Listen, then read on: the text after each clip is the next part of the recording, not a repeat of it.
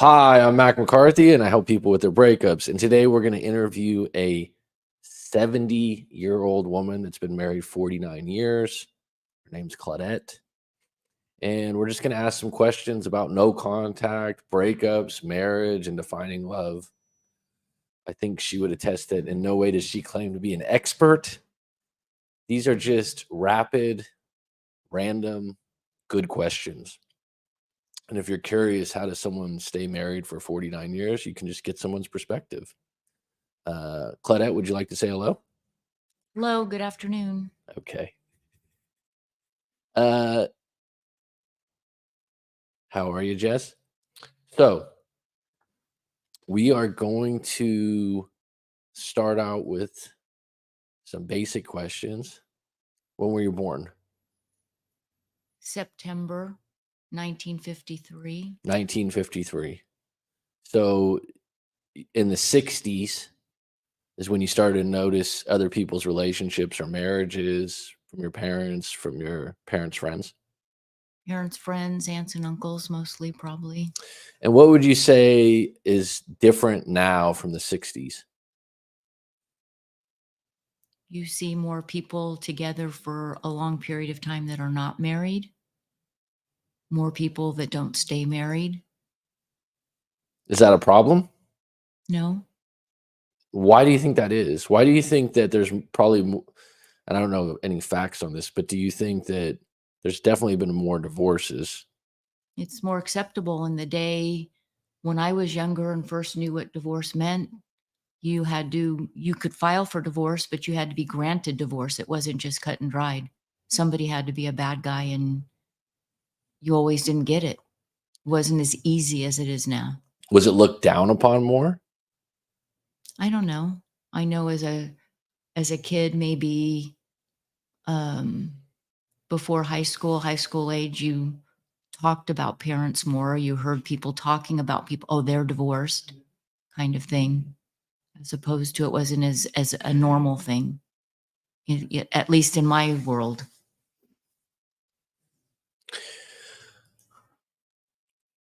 So can you share a story of how you met your spouse and what made you decide they were the one for you?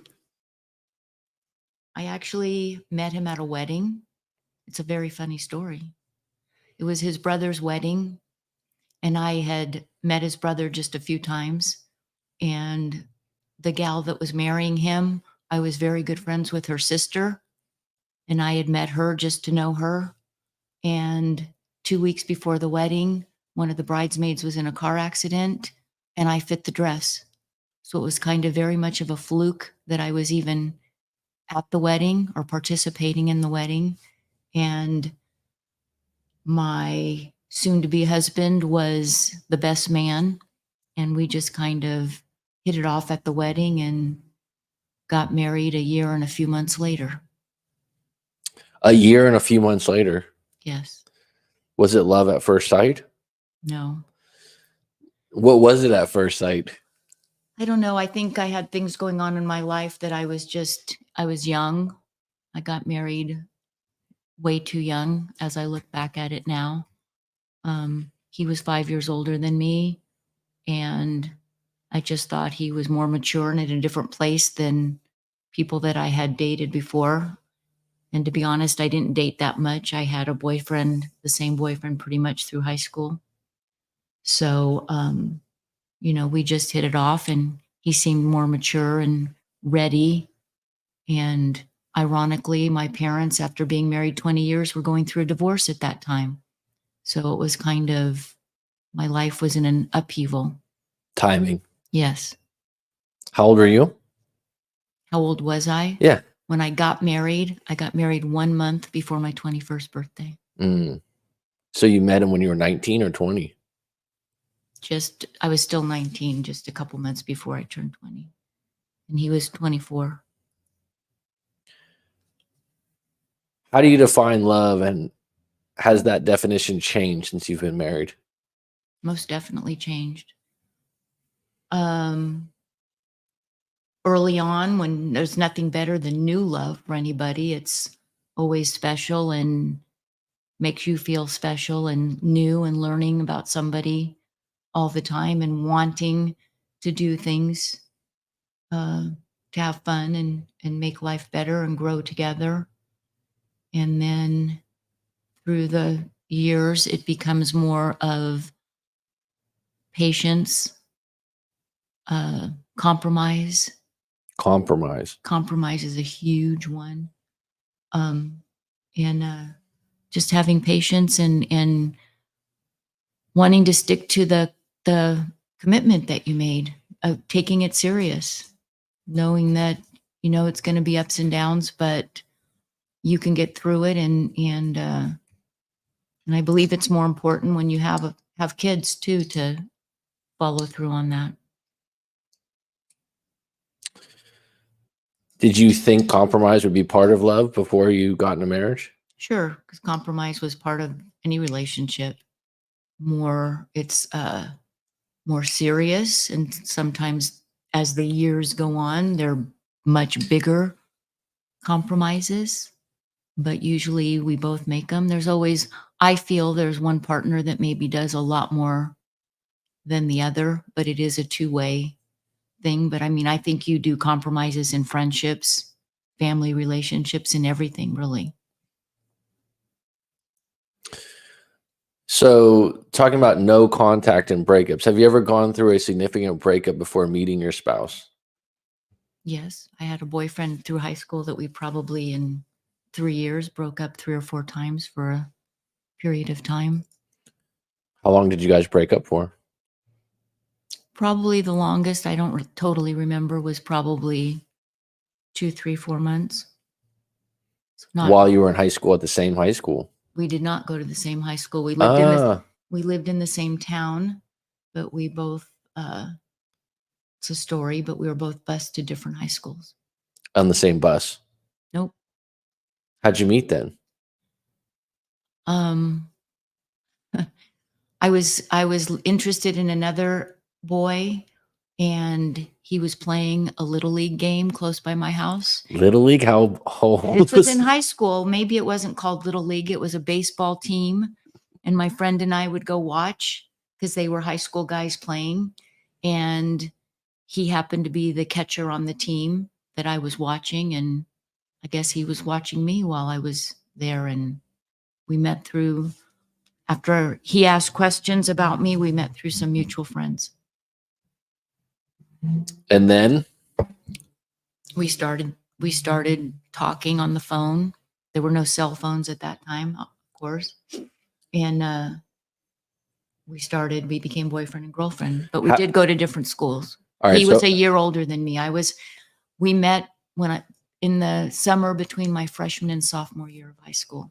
So how did the first breakup happen? I don't remember. Were the breakups, there was 3 breakups, were they similar topics or are they always different? I don't totally remember. That was over 50 years ago. I think sometimes it was we had different friends that we hung out with in school. And I had a little group of friends that included one very, very best girlfriend, a couple of other girls, and a couple of guys that we were just friends. And I think that was an issue sometimes. And to be perfectly honest, I don't remember any of the specifics. When you broke up, were you thinking like, I'm never going to contact him again? Or how did you play it? Did you want to get back together? The contact was harder then because it was a phone call or knocking at your door or doing something. It wasn't a cell phone. You weren't able to contact or check someone out 24/7 like it is now. It's a whole different ball game right now, which I'm glad it wasn't then. But like when you were broken up, were you thinking to yourself, is this person going to call me again? Or should I call them first? Or should I be seen by them? Or were you more like, I'm going to play this cool? I think it was play it cool. I wasn't going to ignore him, but it was much easier because we weren't at school together all day. Mm. It would have been different if we were. So how did you guys get back together? Did you cave or he cave? He trying to remember one time he saw my dad somewhere, and my dad was talking about doing something on his truck, and he's like, well, I can do that for you. And so he came over the house for a couple days and was doing stuff on my dad's truck in the garage. And so we started talking, and God, I'm surprised I remember that so specifically. And you got back together from there? Yeah. So who broke up with who? When we did break up, Mm-hmm. I think it was him a couple of times and me one time. And again, I don't remember details. How did you handle it? Did you say nasty things, or you just say I'm done, or? No, I think we were just both mad, whatever the situation was. It was never nasty, or I shouldn't have said this or that. And I know another time when we were broken up, we were at a 4th of July. The city had a big 4th of July event, and he was there with a group of friends and dancing with some girl that I knew he went to school with. I had met her, and I was kind of jealous, but mostly because they were dancing there, and it's something I would not have done. I wouldn't have openly probably at that point danced in the park. And so, but we all started talking, and then next thing you knew, we were back together again. So can you explain the concept of no contact and discuss where do you think it's an effective strategy for healing after a breakup? Well, I think, yeah, you need to give yourself some time to heal, to think about things, think of things out, not, questioning. And then in that time, if you maybe contacted each other too quickly, you'd say something you might be sorry for or blame, something that you hadn't thought out totally. But like I said, back when I was involved in making that decision of calling or no calling, it wasn't the same now where you can just reach out, and with cell phones, and that makes it. So was there, like, you went to different schools, you broke up. So when you broke up, it wasn't like, oh, let me contact a friend that goes to that school to get some No. intel or anything like that. It's like, I don't want to see it was just more difficult overall to actually. Well, to make contact, yeah. Like I said, we had mutual friends, and we lived in the same city. So like that one time we saw at an event, I knew he had siblings, I had siblings that would see each other, and we always found our way back. Do you think if you had Facebook during that time that you would have checked his Facebook or those kinds of things to see what he was up to? Possibly, but Would that have been a good thing, or do you think that would have twisted your feelings more? Was it good that you didn't have any intel or information on him when you were young? well, yeah, I think it's good that you find your own way for a while and ponder what happened and go on with life, unless you're super serious. We were very young too, so it wasn't like I was worried that I was never going to have another boyfriend, or I had a good group of friends, so it wasn't like I needed somebody, but I think space is definitely good, especially when you first break up. What advice would you give someone who is struggling to move on from a past relationship?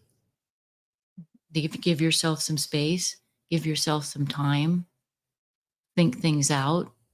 Maybe I didn't call it journaling back in the day, but I always had some kind of a little diary going, and maybe just to write down and be aware of your thoughts and different things, and don't talk crap. Don't talk crap? What do you mean crap?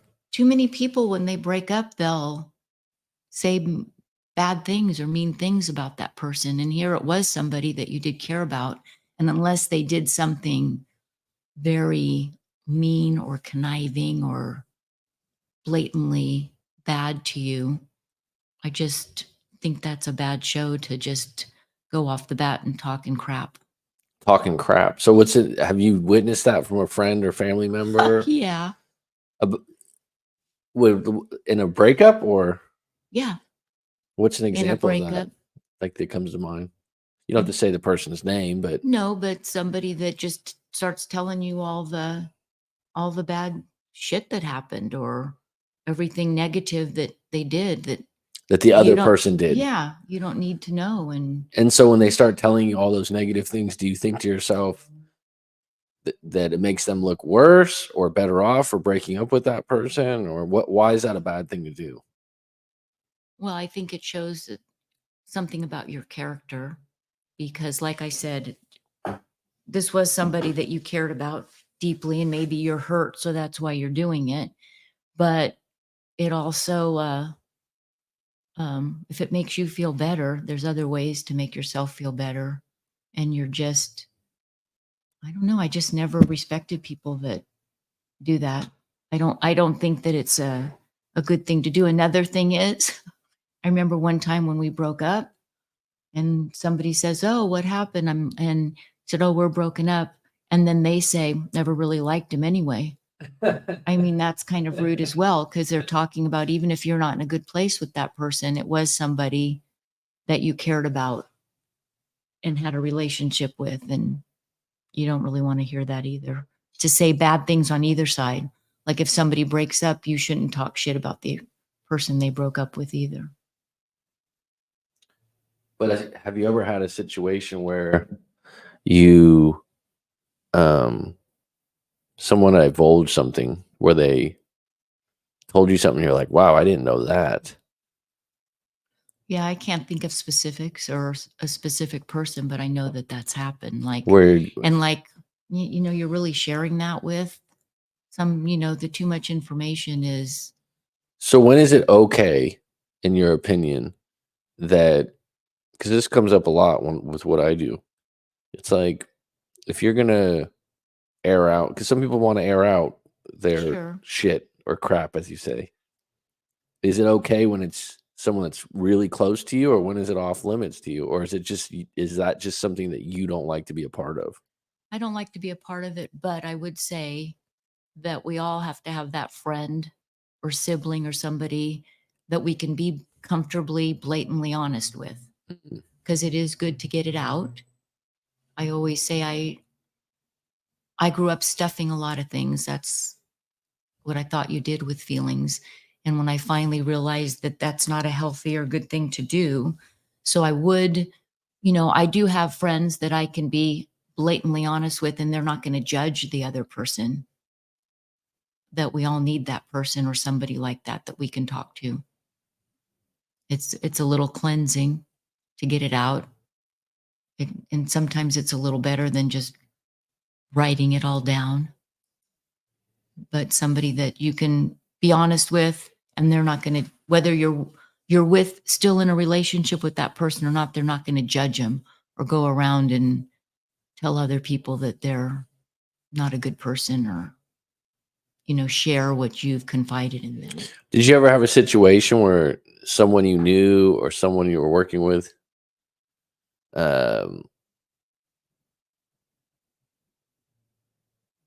they started divulging some stuff or talking shit about the person, and how would you engage in that? Would you just listen, or would you be like, would you? Because some people can pour it on, some people can make it worse. Do you I'm a, understand what I mean by that? I think so. I'm not sure, but I think so. I'm a good listener. And depending on who it was, I have a sister that talks a lot and divulges more than you ever want to know. But for me to have a relationship with her, I have to be able to be honest with her about things. So she's one that I would maybe say a little more than just listen. But I have learned through the years to be a good listener and I don't need to, maturity makes you that you don't need to put your comments in every single time anymore. So what makes a good listener is being mature and not making comments? Well, not judging everything and not coming back with, well, why? They're telling you something specific the person did, and you're like, well, why do you think they did that? Or that was pretty nasty, or that's a low blow, or below the belt move. I wouldn't comment. I would just kind of listen and try not to make facial expressions. What do you think is the craziest breakup story that you've witnessed? You don't have to mention the people's names, or something that really surprised you. Were like, oh my God, that happened. They did that. I had some friends that got divorced, actually, after being married quite a few years, raising a good family, and they were both nice, good people. And it was just kind of shocking when, and I think everybody I know that knew them was just really shocked when you heard they were getting divorced, and then there was a friend that did confide in me different things that had happened through the years, but she um, pretty much kept it on the down low and didn't get nasty about telling everybody what, even though everybody was surprised. So what was it? What was the I'm I can't even say right now, but it was just, and I can't think of anything else really, that a story that really how surprised many me. I had a friend that her husband left her for, she belonged to a women's club, and her husband left her for one of her friends that was also in the club. Fortunately, at least the other woman was single, but it was like kind of shocking, like nobody knew that that was going on. So that was kind of really hard, and it was kind of the first real blatant affair that, besides my own parents, that I was kind of closely involved in, or a good friend in. And the good part of that is, in my head, was the the the spouse that had the affair with the woman. They're married to this day, 40 years later. So at least it wasn't that he left her for a fling that didn't work out. Um, but that was kind of a shock. Like nobody saw it coming or saw it happening. Or would you say that there's this false ideal that if you're married a long time that people think, "Oh, wow, you're normal or you're really doing something right?" Or do you feel like everyone's got their things that you don't know about behind the scenes that people are dealing with that make the marriage last or not last? well, most definitely, we all have something. It's different, but we all have something going on. And I think anybody that's been married more than 4 years knows that it's a job. I mean, it doesn't just come easy. Maybe the first 4 years, I mean, when you're in a relationship, even for a year, there's stuff. And I don't think anybody would just think, oh, they've got the ideal thing going just because it worked out. They know that it's a mutual, not a job either. That's the wrong word, but just you work at it. You have to take it serious, have to respect the commitment. Even if you have bad arguments or get real angry, you still have to keep respect for the person and get through it. My new word lately is grace, giving each other a little bit of grace with, What does that mean?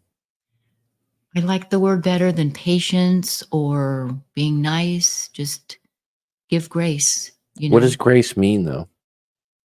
It's like all those rolled into one in my head. I don't know what. It's forgiveness? Forgiveness, patience, kindness, just show a little Grace. grace. It's a good word. What have been some of the most challenging aspects of marriage for you? For me personally, hmm, The person standing behind you. No, hmm. you personally.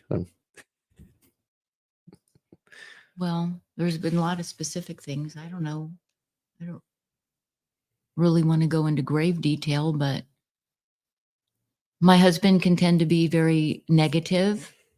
He's a Vietnam veteran, so he's dealt with a lot of stuff that's hard for many of us to understand or put our uh, self in those shoes.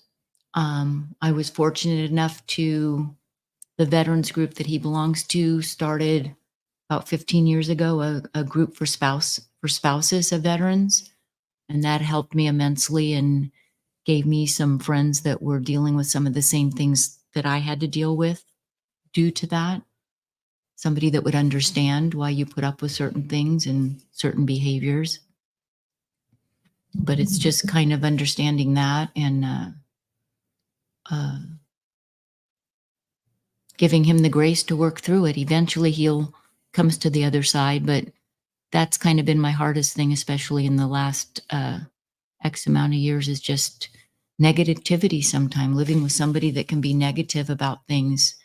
Um, and not being, as we are losing family, losing our parents. We lost a child 5 years ago. She was a young adult, but we lost is hard, and we both dealt with that and needed different things to deal with that. And so that was hard. But we came through it by, I believe in counseling as far as my women's support group. I have a lot of good friends, and that's what's helped. Okay. Just finding what you need to get where you need to go. How do you handle spouse handle, or how do you handle disagreements or conflicts?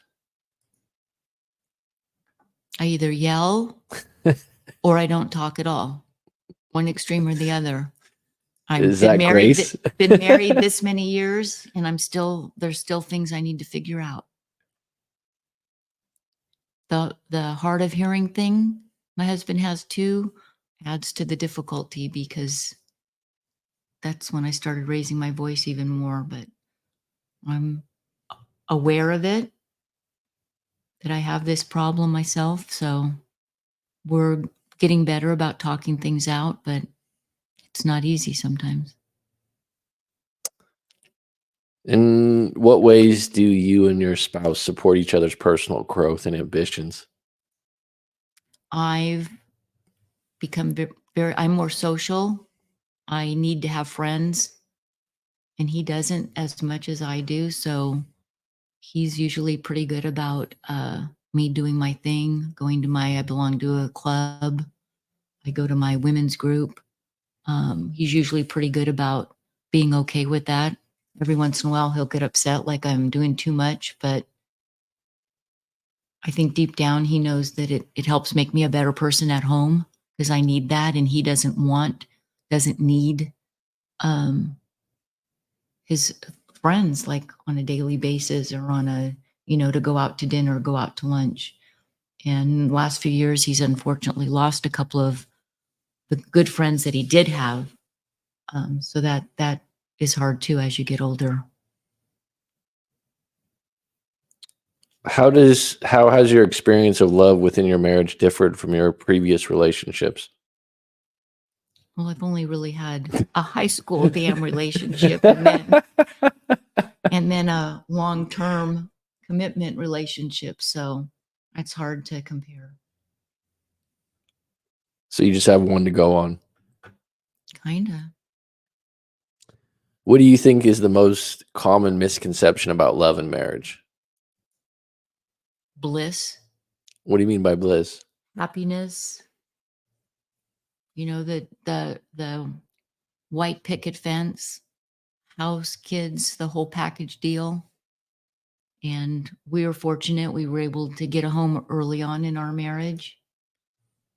But nowadays, I think it's much harder for young couples. The American dream, as they call it, the house and the family is not as easy to acquire, and a lot more comes along with it. But Maybe it's not as desired. right. Does that make sense? Definitely. It's not before. It's not on people's list. The same thing like many years ago, it used to be the old thing, if you weren't married by the time you were 30, what's your problem? And nowadays, fortunately, most women, especially because they were the ones that seemed more worried about not being married by a certain age, have the age thing because of having a family, that it's not as big a deal anymore, and it's not on their list to accomplish right away. What piece of advice would you consider most crucial for a successful marriage? Again, patience. Patience. Respecting Respect. that you have made a commitment, and that there's going to be a lot that you have to do that you want to work on it. That sometimes you're not going to clear up an argument in a day or a week, even. That it's something you got to work through and come to the other end of the path with it. That it's not going to always be easy, but you have to want to just continue. I don't know. Looking back, what do you wish you would have known about love and relationships before getting married? That it was a lot of work, that it was hard sometimes, but it's a partnership. And I think maybe that's what was maybe made my journey harder sometimes was we had a partnership, but like my husband through the years before retirement, he worked at a very hard job, a very physical job, worked many, many hours. And so a lot of the at home and kid stuff was left to me. And I didn't mind it, but it got hard sometimes and overwhelming.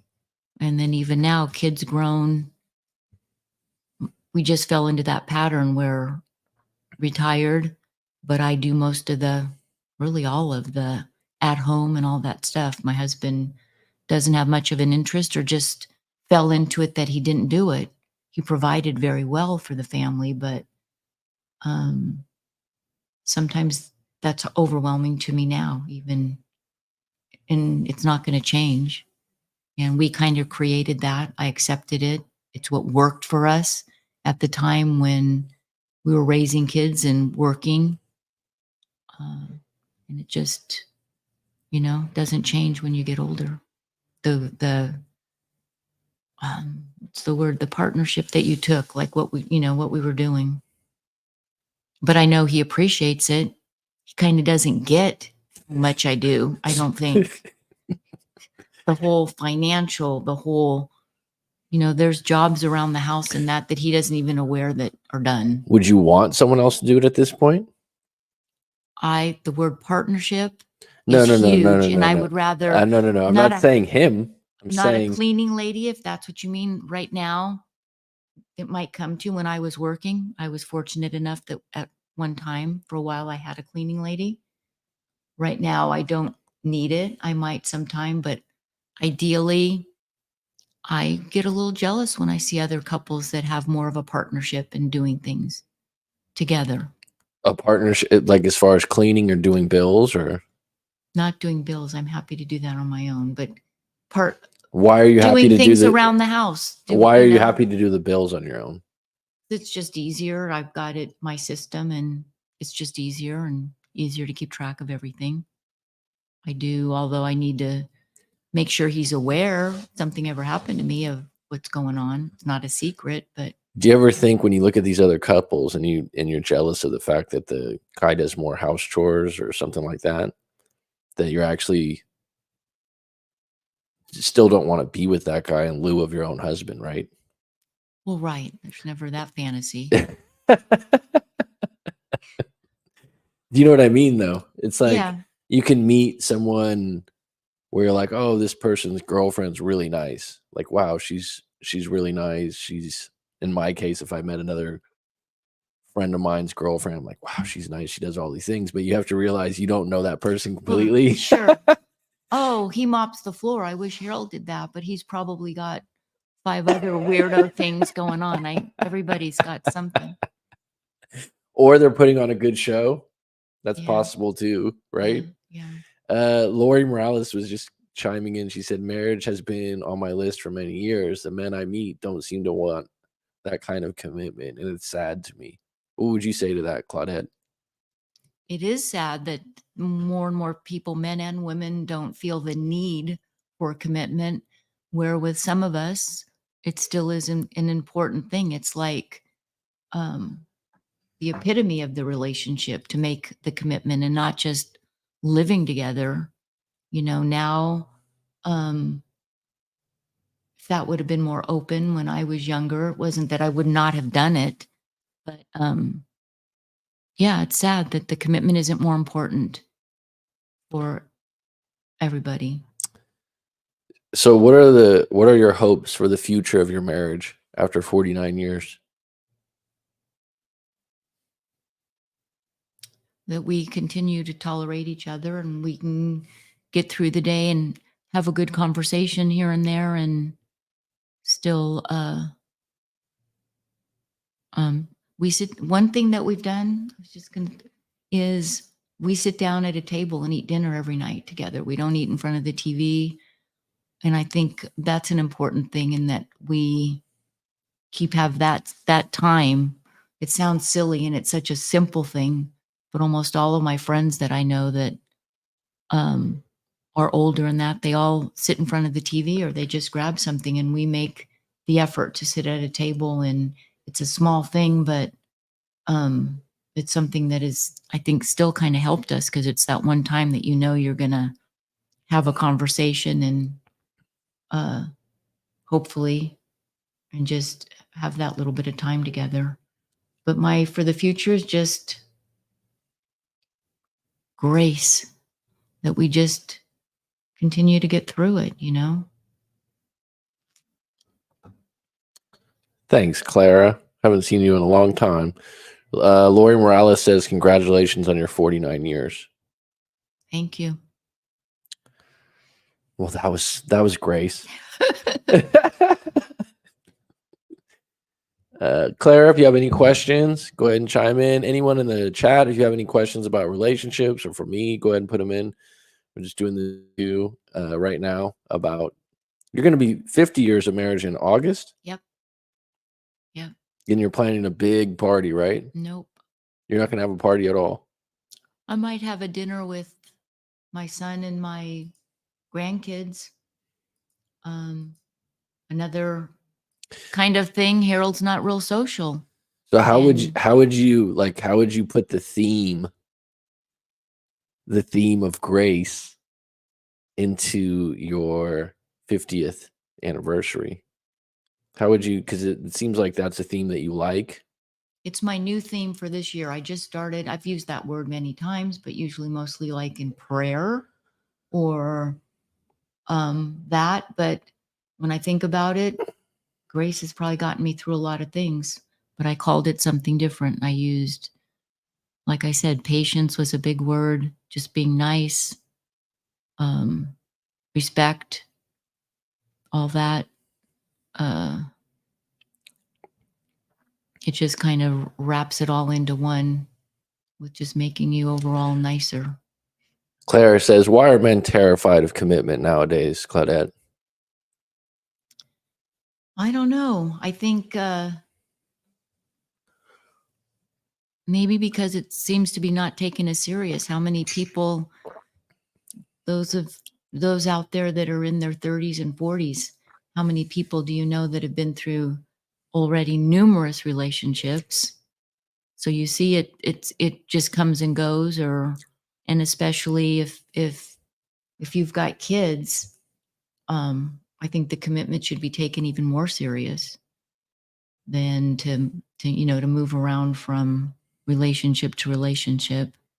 But I mean, I think there's more men that are probably scared of it, but there's some women out there that feel the same. But I think part of that might go to the fallacy of, in the day, men were supposed to be holding down the household, and the more of the providers and that, which now that's not so much. It's not so much put on the men's shoulders in most cases.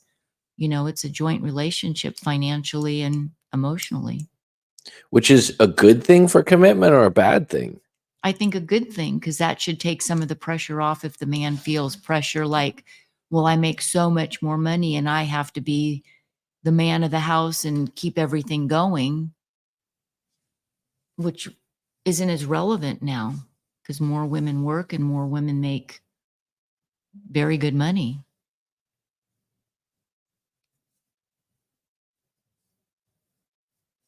So I don't know if that's part of it. Would you say, though, that it might be a problem? Making more money? Not making more money, but you're saying that traditionally, because you were born in the 50s, right? Yes. Traditionally, that a relationship, the man was the provider, which came with a certain set of leverage, I guess. Harder to leave that's someone. a man saying that, a certain set of leverage, because he's got the bucks. See, it shouldn't be, because even in the day when the woman was supposed to be this, or it was the stay-at-home. And there's fortunately some women now, because their husbands have decent big jobs, can stay home with kids. It's ideal. But it still should be 50-50. There should be no leverage Oh, do you anywhere. think relationships really are 50-50?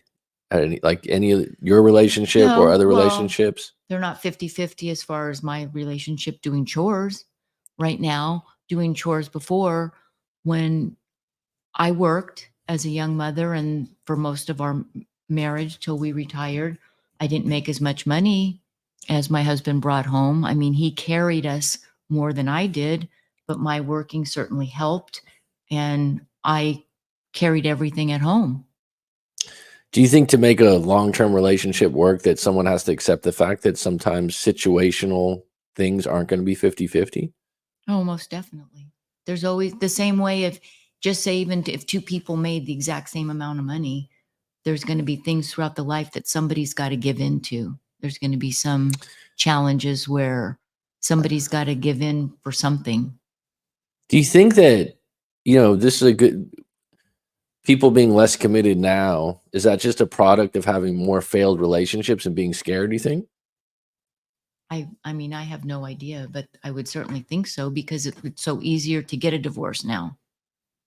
What made it And more difficult before? you had to go before a judge and give your argument why you wanted a divorce, and it was granted or not. Now you fill out papers and you get a divorce. You have to wait a certain amount of months. And yes, if you have a house and kids and whatever you have, the lawyers, you make the details of how it's going to go. But usually, if you want a divorce, you get it. There's the judge saying no. Oh, before you're saying like in the 50s and the 60s, you had to plead a case Yes. to make it allowed? There was a TV show called Divorce Court. That was like in the 80s, wasn't it? I don't know. It was when I was a kid. So you couldn't just get a divorce. Right. It wasn't as easy. There had to be a bad guy. There had to be a reason, a serious reason. I Which think now sometimes it could just be. a client of mine was saying in Australia, you have to wait a year. You can't just get a divorce right away, that you have to build up a. I know there's months. Like, I know people that, I'll be divorced in 6 months. I don't know how that works, but yeah. Mary just asked, what's the name of the 50th anniversary year?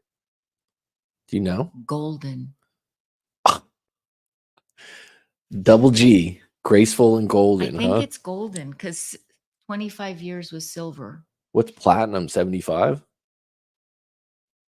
I guess. Do you think you can go for 75? You'd be 95 years old. No, I don't think so. You couldn't do it? Do you believe the movies in Hollywood affects relationships and expectations now? Would you I think thinking that- about how movies have changed from the 50s, 60s, 70s? Well, not even movies, just Facebook.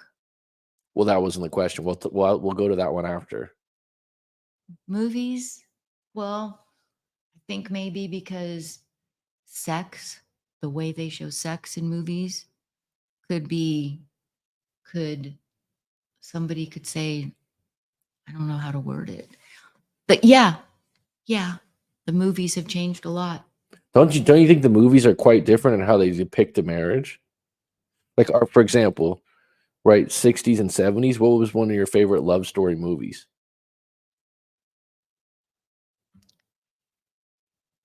Well, in movies, you never saw sex. You never saw intimacy in those movies. You just saw them doing their relationship, and it was all family, funny. All the sitcoms, the few sitcoms during that time, they slept in twin beds. Everything was left to the imagination. I mean, is that the 60s and 70s, or is that the 40s?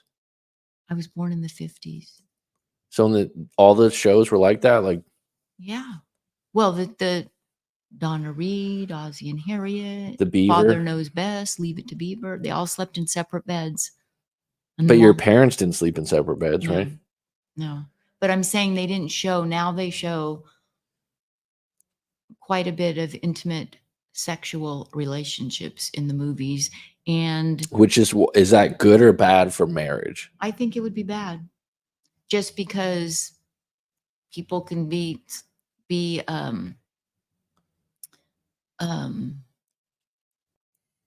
Comparing.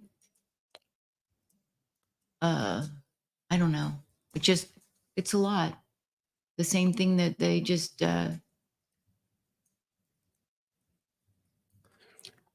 Are you depends on, offended by how much sex is in movies and shows now? Does it make you uncomfortable? doesn't make me uncomfortable. I think sometimes a movie could be just as good. It doesn't add so much. It's not as necessary. Every movie, it's not as necessary is my main thing.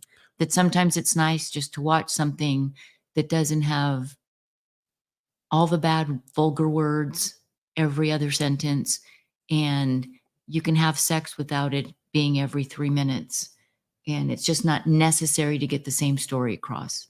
Mm. Doesn't offend me. What do you think about movies, how they depict cheating or affairs kind of casually? It seems to me that, and I'm not saying against it or for it, it seems that movies and TV shows, it's a little bit more casual that it happens. It's like they make it like if it's the norm, which it does happen probably more than most of us know, with people we would never think that would do it. But you're right, because I think they kind of make it that it's just a normal going to happen, and then you're going to get over it. And I don't know. That's all part of what adds to the commitment issues, probably. Lori says, I'm at an age now where men have divorced or have experienced bad relationships and treated poorly by women. I've accepted that I'm okay on my own because I won't accept less than I deserve. Good attitude. Yeah, we shouldn't settle. You shouldn't settle just because you feel you're in your 30s or 40s and haven't found the right person. I I know people that just women that just need a man, and they've made some pretty poor choices that have made them go through many relationships, and it's nice to be a strong woman and not feel you have to have somebody, and can accept your life and still be happy and make the best of it. Do you feel like there's a lot more people leaning into being okay living alone long term Definitely. than maybe the And last it's 10 or not judged as much before. Like I said, there used to be a thing, Yeah, if you're that's over true, 30, huh? you're an old maid. For You're an women, old maid? that was the term they used if you were 30 years old and you weren't married. And not it wasn't as much pressure on men, but even when we got married, my husband was uh not quite 26, and he said, I want 2 kids by the time I'm 30. Those are uh now people aren't as it's not as important that you have your children really early or right off the bat. Or What would be your advice to a woman maybe in her mid to late 30s, like that 33 to 38 range, that's single but wants to get married and have kids?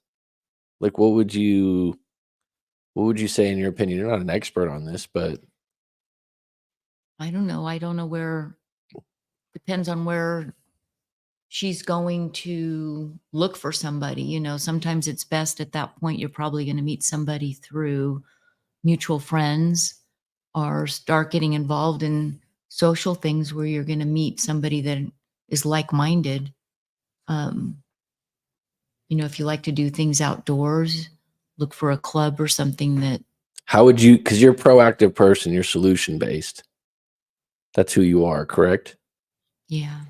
Would you say that's true? Yeah. Yeah, that's a compliment, right?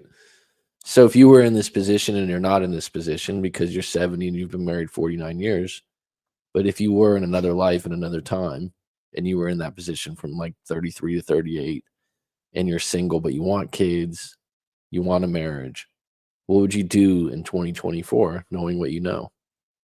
Would you go on one of these TV shows that No. like Married at marriage? first sight? No.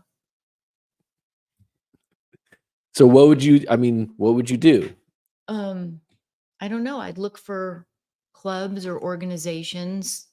If somebody's into church, not like to go to church and pray for a man, but join groups. I've had good luck and met many friends when when we retired, we moved 3 hours away from where we worked and grew up, and many of my friends were. And it was hard at first, but I just started going out and joining groups in that, and exercise group, a hiking group, whatever, somebody that's you're going to meet that likes the same things that you like, and or you'll meet friends that like the same things that'll know somebody.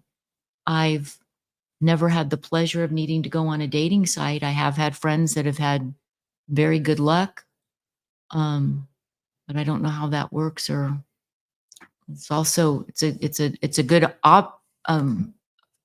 it's a good choice, not a good choice. It's an option if you're smart about it. What's the most pathetic thing a man can do after a breakup? Flaunt somebody new, like right away. Just go out and pick somebody up, but flaunt it. And nowadays that's easier to do because of Facebook and people taking pictures everywhere. Or go out and talk crap. And that would be the same for a woman? Yeah. As a pathetic thing to do? Sure. What's your suggestion to someone when they break up and they're done? So they're done. They know they're not going to go back to this person. Then be done. Don't talk about it. Don't have to give reasons. Like if somebody says, "Oh, I'm sorry to hear. What happened?" Say, "Well, we just broke up. It wasn't right. It wasn't going to be right." Don't have to go into graphic or mean details. What's the greatest comeback you've seen by someone that was heartbroken that you knew? Like that the couple came back together? Doesn't necessarily mean the couple came back together. Just that person was really took advantage of, made the best of. maybe they were really down. They had a bad breakup or a bad heartbreak or a bad divorce, and you were like, wow. Maybe it was 2 years later, maybe it was 5 years later, maybe it was 10 years later. You were like, damn, they actually came out of that better, or they're doing, they came back from it when you thought to yourself, wow, this person's really down. Have you had people you've known over the 70 years of your life, maybe that? I can't think of a specific Knew you were gonna person, say. but I know a couple people that have gotten new jobs and made the best of it. They have a good life and didn't just jump into another relationship. And a lot of my friends or people I know that went through hard divorces ended up with a good person, and but they didn't just make it happen. It didn't happen right away. They gave themselves time and healed, I guess, and new jobs, new areas. What's your view on toxic relationships? I mean, this wasn't even a term probably in the 20th century, right? Mm-mm. Like maybe in the 90s someone said it, but it's such a big topic now. How do people deal with them now compared to when you were a kid? Because like now, that we have these narcissism, we have toxicity. Sometimes on TV shows, people analyze their relationships quite a bit. Well, it's because people talk a lot more, and then they'll go online and look up stuff, and I don't know what you mean by that. Like if somebody's living with somebody that's got a drug problem, or just, they're bad for you because I'm not sure. Well, that's what I mean. A lot of times now, someone's like, "Oh, the relationship's toxic. Oh, it's a toxic relationship." So you're exactly what I'm saying. It's like, well, why is it toxic? Some people just label relationships like this all the time now. Well, because I think sometimes it's not even that one or both have a drug problem. Just say, sometimes it's just they know how to push each other's buttons, and they're constantly, So they contribute to the problems. one can get mad and the guy can say nasty stuff to the female, and then so she'll lash out and do something else, or go out and party and get drunk, or they're constantly setting each other up, and that can be toxic too. And then they get all happy, and then they make up until next time. It's just they get in a vicious circle of being stupid. What's your view on narcissism or narcissists? Was this isn't I even a don't topic in the 20th know. century? You're 70 years old now, so you see this everywhere now. You've probably come across people that like, oh, he was a narcissist. Like, what's your view on that and the use of So it? I listen to Dr. Laura sometimes on the radio. And And she says it's just a term. Like she gets angry when somebody calls and says, I've been dating this narcissist. And she goes, that's just a word. Tell me what. And it's like that word has become such a buzzword for a while that people use it. And I think they'll label when they're not even sure, or the person might be a little bit, but have this or this other problem. And then you tend to put somebody just in that, label them with that when you don't even really know what it is. And it's just easy to label. I mean, and then you just say that that's your excuse for dealing with it. Well, they've got this problem or not dealing with it. so you like Dr. Laura's take on that? Her take isn't on narcissism, it's on labeling, on using a word that's all of a sudden become, I can't think of another one that she always gets upset about, is that, well, tell me what the behavior is. Don't label the behavior. Mm. Don't say that that person's this. Tell me what they're doing. Because you're putting a lot of, there might be 10 different things that make you angry, and you're putting it all in underneath that word when it might not be. Trying to think of another word that she says something about, but What's your take on Dr. Phil? I haven't watched Dr. Phil in many, many years. I think he has a good approach sometimes. Haven't watched him in so long, I don't know what to say. But obviously when I don't even know if he still does what he was doing before. I always liked him, thought he was good, but I just, the people, because he was on a TV show, he probably had he could pick what was easy for him to figure out or handle or do. It's kind of hard to say now. I always liked him though. Didn't you feel like when he had the show, and I didn't watch the show very often, but I always felt like they were easy situations where there was a definitive bad guy, and it would always be the guy was the bad guy.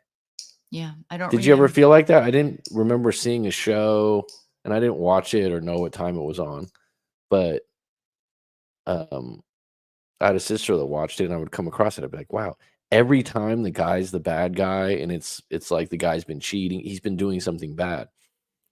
Do you think there's a possibility some of that stuff was staged?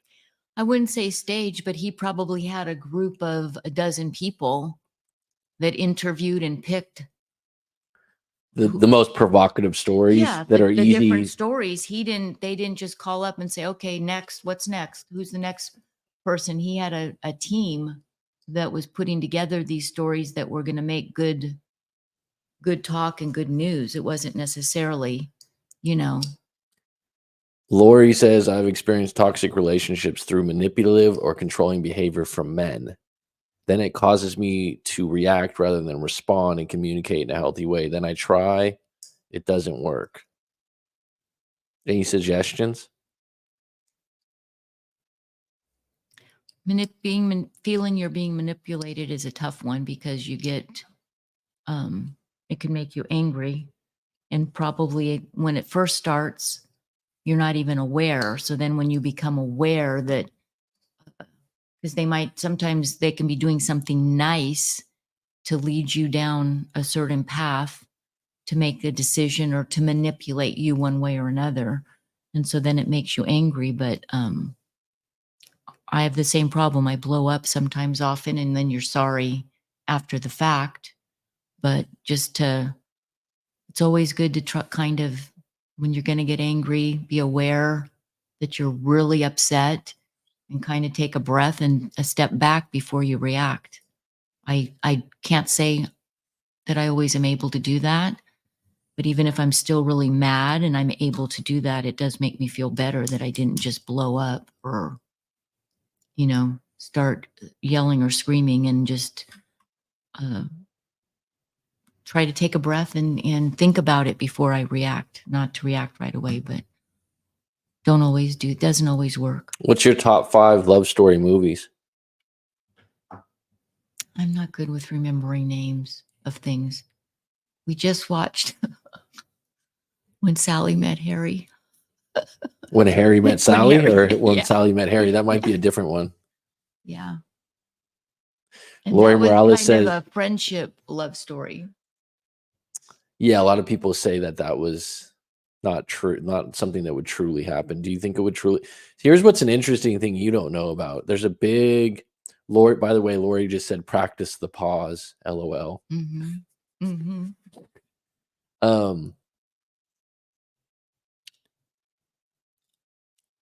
What a lot of people feel like for example, Billy Crystal's in that movie, right? Mm-hmm. Billy Crystal, I don't know how tall he is, but he looks short on TV. Yeah. Which is hard to do. Like Tom Cruise, I think, is short, but you never know it, right? There's a lot of Billy Crystal looks like he's 100 pounds. He's like 5'4" or something. He's a little guy, but he's got, he's charisma. He's a funny guy and all that.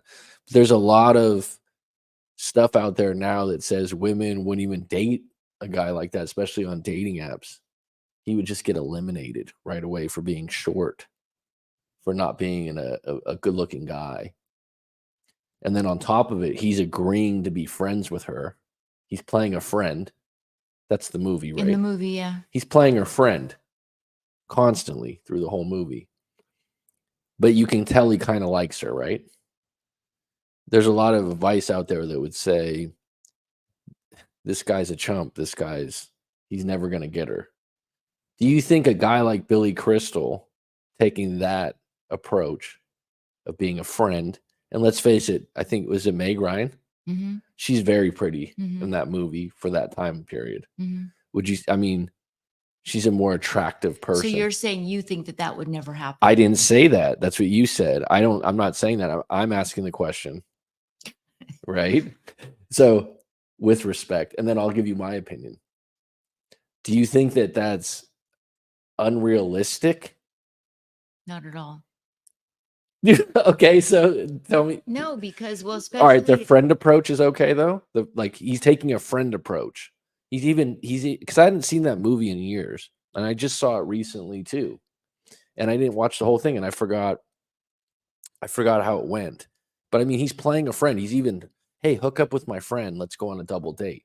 All the while, you can kind of feel he's more attracted to her than she is of him. That's the kind of feeling.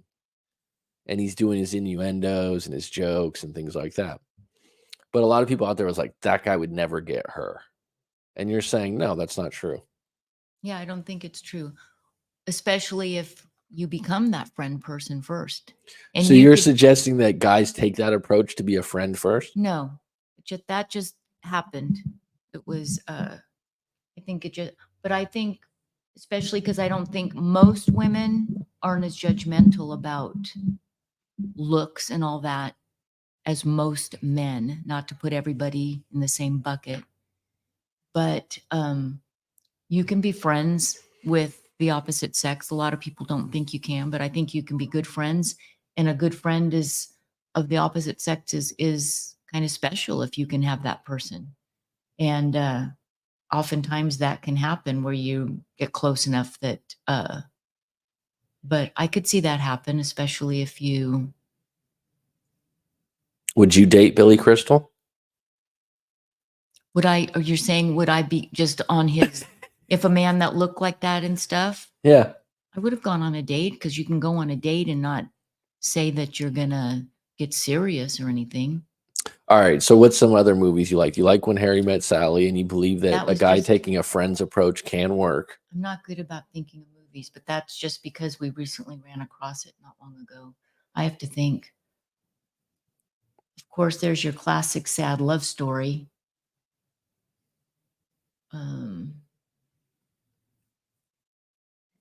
Songs and movies. I know what I like if I see it, but I can't think of their names good.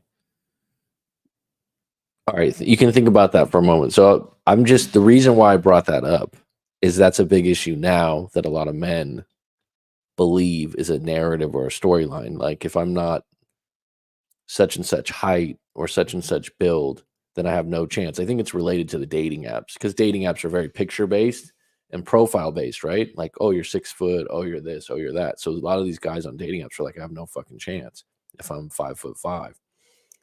My point about Billy Crystal, I'm not saying it's true or it's not true.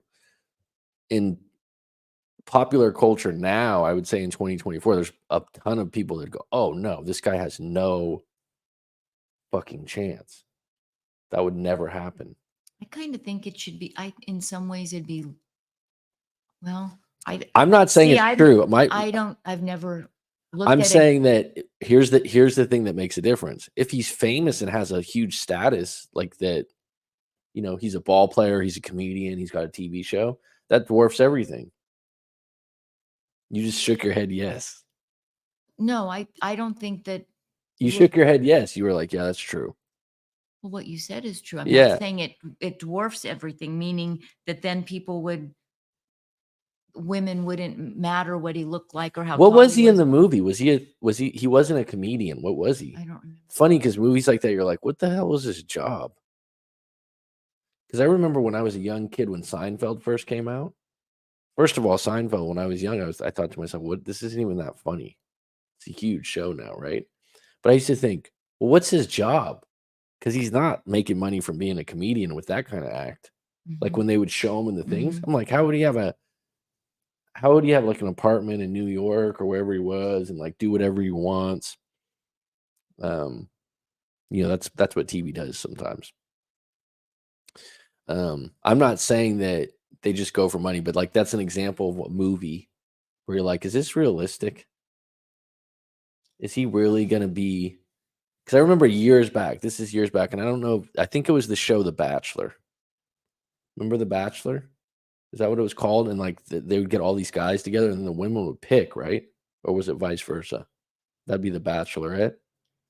It was the men picked women, started off. All right, so this was reverse. I don't know what it was called, The Bachelor or The Bachelorette. We won't spend time on that. But I was in college and I remember me and my roommates watched this one, when you get into one of those. Yeah. And so I was like in my early 20s. This is a long time ago. And there was a guy, I remember he's from Boston. He was the size of Billy Crystal. He's a little guy. And he was all heart. I remember him telling the girl, I've had a heart around my box for years, and you've opened up that box. And he was like, he hadn't had a girlfriend in years. And he was like, I just like the Boston Red Sox. And he was just like very truthful, but kind of a nerdy guy, right? And the girl was really pretty. She was getting her choice. And there was like an athletic guy. I think he did modeling and all this stuff. And I remember thinking, oh, the guy from Boston's going to get her because you're rooting for the fucking guy, right? You're rooting, especially after that line. I got a box around my heart for years and you've opened it up for the first time in my life. And she's like, oh my God, she's holding his hand. And then she goes out on the other dates with the other guy that's got a 6-pack. So he's got his shirt off. He's blonde. And he's not the sharpest guy, right? He doesn't have any lines like that or anything. And my friend was like, she's going to choose him. And I was like, nah, I think she might go for the. And at the end, it was a really tough decision, but she chose the better looking guy. That's not a given, but that's probably 90% of the time. Do you think that might be related? Might be related to just what do you think attraction's based on for women? Like looking beyond just obviously there's people that like a certain look, right? There's certain people that like a certain type of person or that this or that. But what do you think it is for women? If you're going to be attractive, if a mass level of women are going to be attracted to one style and someone's like, oh, that person's just good looking. What do you think the attraction is for physical attraction? You mean why? Yeah, like why are certain people physically attractive to? But everybody has something different. Like some women, if they're over 5'6" or 7, they want somebody that's taller than them. And why is that? Many women want somebody taller than them. I've never had that issue because I'm not that tall, but you hear that all the time. I don't know. Somebody just wants some people are shallow. Well, subliminally, I think it is you think about kids. Even if you're not going to have kids, your natural selection is you're with this person. They're going to look, if we did have kids, do I want my kids to take on those genes?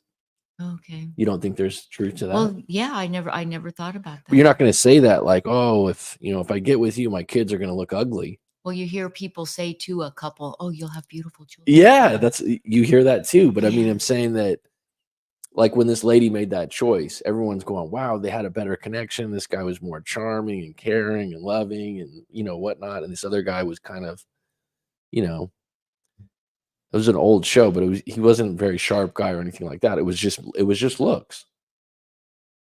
So I don't know why. Like I said, I think some people are shallow, that's what they go for. They think they're going to go for the best looking, whether somebody's best looking might be tall, dark, and handsome, and somebody else's is muscular and blonde. It just depends for whatever reason. But some people just want, it's not just men that want somebody good looking, or you hear about that more on their, a good looking woman on their arm that are going to make people jealous. I don't know why. Lori says, I would have not chosen the better looking guy if he had no heart.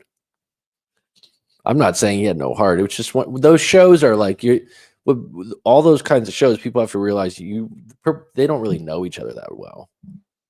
I think that's the biggest difference now, is that dating apps and casual dating has never been more. Right. But in the process of that, you're basically going out on blind dates. Blind dates, at least before, where it's like, oh, I have a friend. So at least your friend could vouch that this isn't some fucking psycho. It was a referral, yeah. They could vouch that this person is not going to like take advantage of you or hurt you or something. But now with like the dating apps, yeah, it could work out, but you're going into a lot of things just completely blind. Yeah, you have to be with smart. Someone online. I think they're losing credibility, some of them, because of that reason. But on the flip side, it's getting really difficult, because the best way to meet someone is kind of to know them first, right? A little bit. Like you said, even when you met your husband, you didn't know him, you met him at a wedding, but at a wedding, you must have known people that knew him, right, that could say, yeah. So did you even ask anyone like, hey, is this guy credible or anything, or?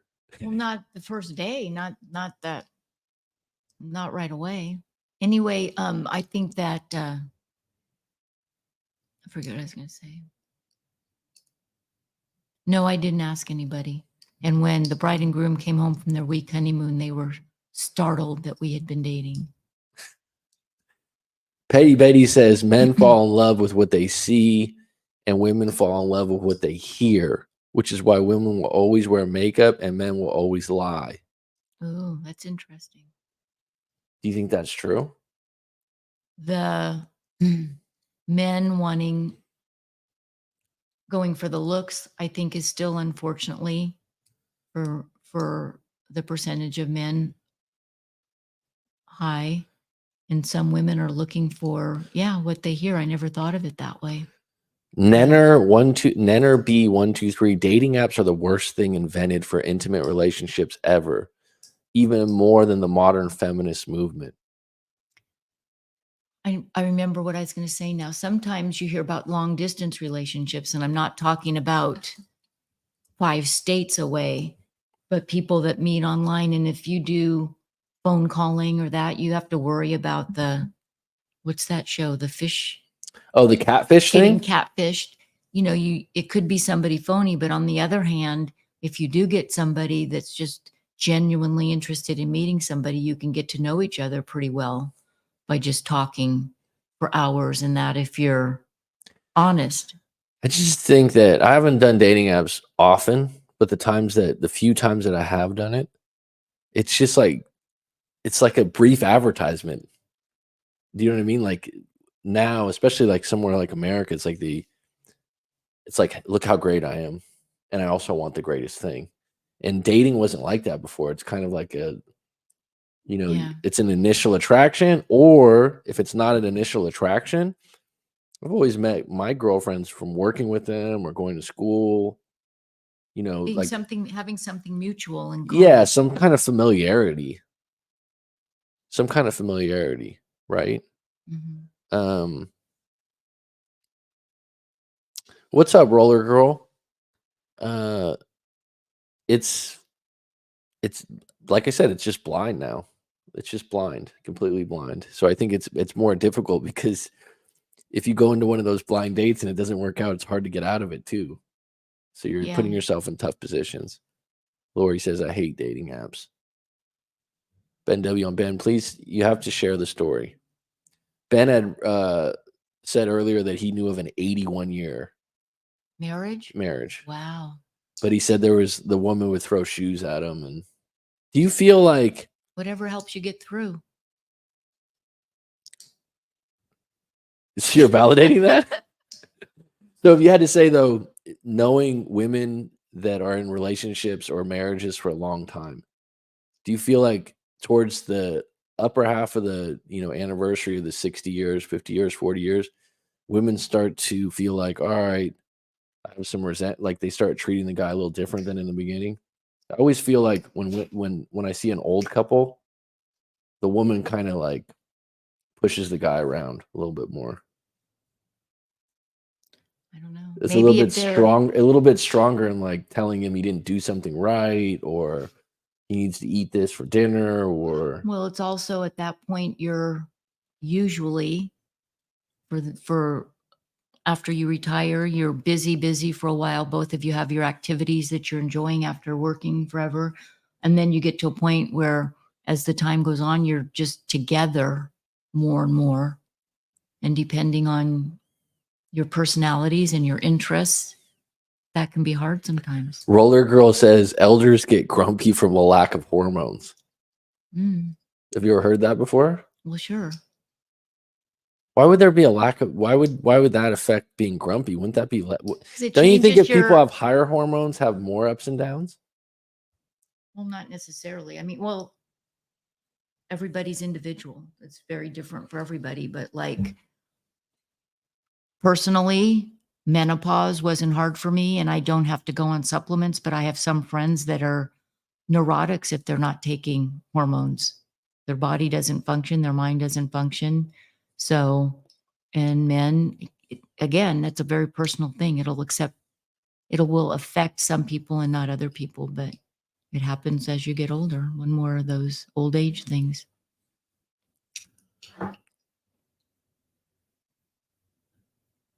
Anyone in the comments want to ask Claudette a direct question before we end this? She had originally come on to talk about her 49-year marriage, 70 years old, seen a lot of things. What do you think keeps you young? Keeping busy. I try to keep myself busy with socially and physically a little bit. Got a big garden I bitch about taking care of, but I enjoy it, but gets overwhelming sometimes, but it does keep me up and out of the house. I have really good friends. I have lots of friends. And so I'm really lucky, a different scope of friends. So that's important to me, but yet it's helps me a lot. What do you think? What would be your advice if you knew a young couple was getting married? What would you give advice? So let's just say they're in their early 20s, because you were in your early 20s when you got married. What advice would you give to the man, and what advice would you give to the woman separately, rather than just Well, kind of both. Just no, continue to, no? If you were gonna have a private conversation with each, what would you say? but kind of they both need to do the same thing: is have respect for each other. Don't give up on, it's really not just the women should do this and the man should do that. Is just try to make it an equal relationship on whatever your terms are, whether equal be financially, excuse me, financially or working around the house. Just you have to have your own time too. Don't be really jealous about a girl's weekend or a guy's weekend, as long as you trust each other and can get through it. It's respect the commitment that you're making. What's the secret to longevity in a relationship, says Lori Morales? There's no secret. It's the same thing, just working hard at getting along and dealing with the other person, and having patience and or grace with getting through the hard times. What advice would you give a 35-year-old man looking for love in today's world?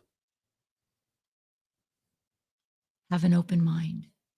Don't have, What? well, like you're saying dating apps are, I want this, and this. I want a blonde, fit woman that has a good job. Is have an open mind. I think more men have more of an open mind than women when I say that. But so have an open, what do you mean? Like have a larger scope of who you date? Don't be so picky. Is that what you're saying? Yeah.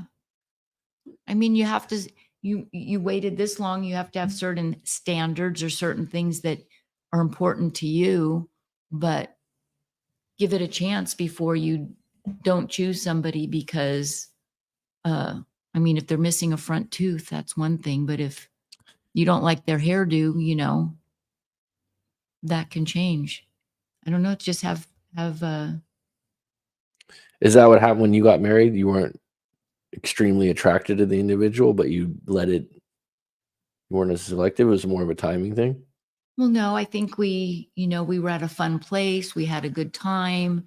And then I really don't know how it got so serious so quick, but, you know, we just started going out. It wasn't that it was meant to be. I wasn't in love in a week, you know, but Lori says, or the roller girl says, show great care for your partner. Hopefully they will do the same. right. Respect. Is that enough? Yeah. Unfortunately, it seems most people do not have the same values of working through the hard times with patience. Right. Is that true? Have you witnessed that over the years, Well, that's watching what all I'm these other marriages go down? Because if you think about it, right? If you look at your friends or your siblings or friends' siblings, doesn't it feel like at 70 years old? Sorry to say that again, Yeah. but you're a young 70, a graceful one, we'll say, Okay. which is true, right? A proud one, Okay. not a gray hair on your head, right? If you were working through hard times with patience, how can that be articulated how in a different way? Like, because that seems like such a blanket statement. It's like if you have an argument and you try to talk through it, or you get really pissed off or angry about something, don't say it has to be cleared up or be better in 24 hours. Sometimes you have to, it's going to take a couple weeks, take that step back, that breath back. And you know, you don't want to deal with, have it linger, but sometimes it's not going to work itself out like right away. You can't just forget it though either. You can't like let it go without being fixed or without you feeling it was taken care of or apologized for or, you know, something done.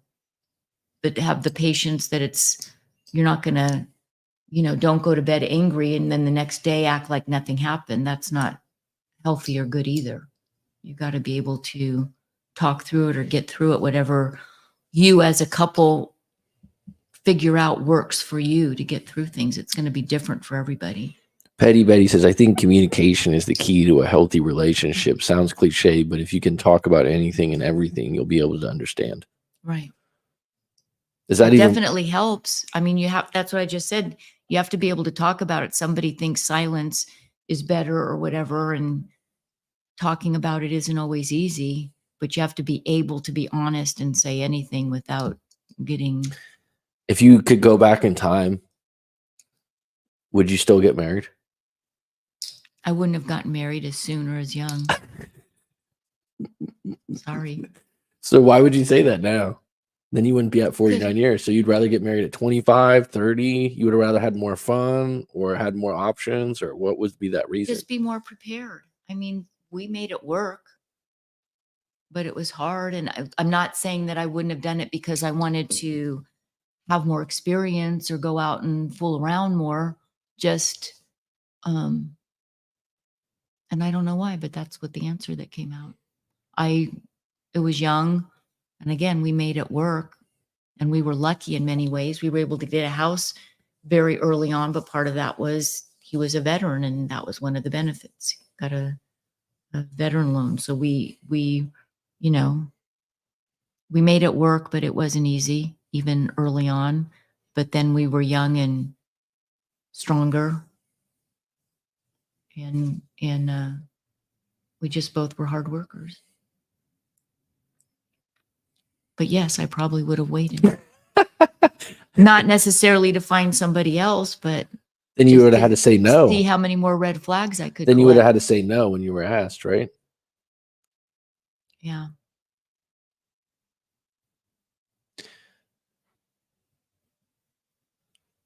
Anything else in closing? No. Any message you want to give to the people out here? You've been on an hour and a half now. Hang in there.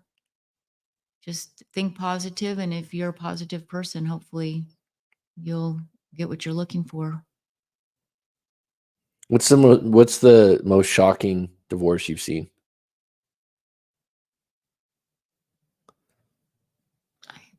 I can't think of anything right off the bat. Like I said, what comes to the top of my head is what I talked about earlier, is a husband having an affair with a good friend. Another couple that got divorced after many, many years, and nobody had a clue. But otherwise, I can't. Usually, most divorces you hear, you're not totally shocked. What's the caller's name? Claudette. My parents married young, 19. They are now 83. Wow. Makes you feel young, huh? Yeah. There's hope.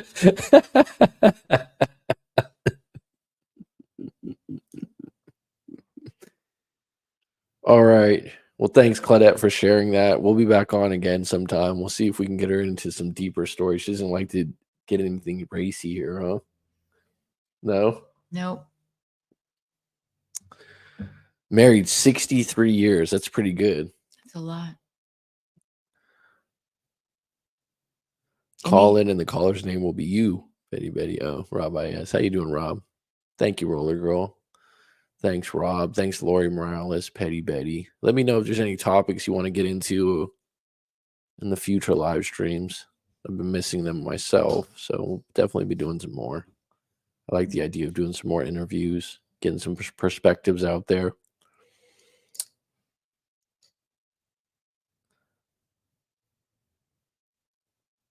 Isn't that interesting? What's the secret to longevity in a relationship? It would be different for people.